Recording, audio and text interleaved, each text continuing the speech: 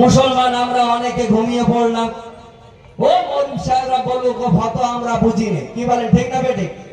আমরা কথা বুঝতে পারছেন তো? আমরা বুঝি না, মৌলভী সাহেবরা ফতোয়া দেখ।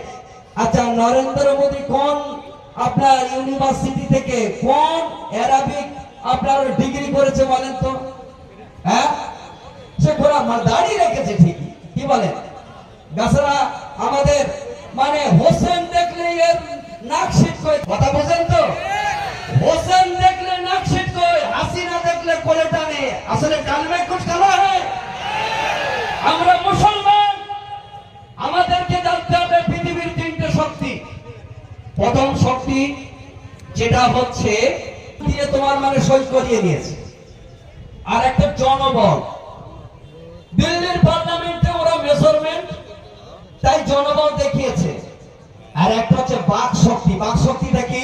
নারে তাকবীর। এরকম দিনই তো নরেন্দ্র মোদী কারকিলি বানাবে আর এক্ষুনি চলে যাবে।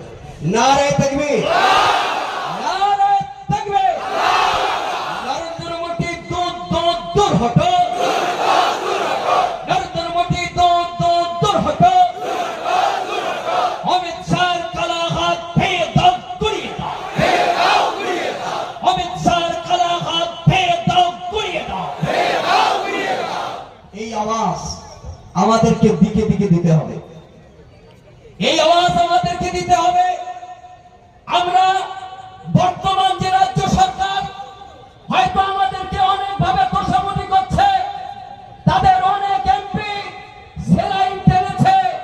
ভোটের সময় তো সেলাইন টানতে হয় না, ভোটের সময় তো আপনার গরম লাগে না, ভোটের সময় তো আপনি ঠিকই প্রচার করে গিয়েছেন।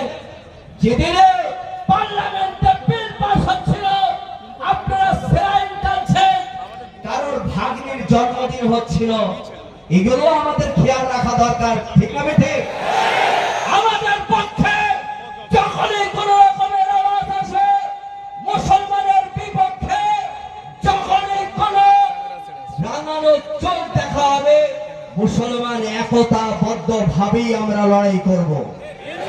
এটা পারবো কি পারবো না? আমরা যেটা বলবো তার থেকে আপনারা আরো বেশি জানেন।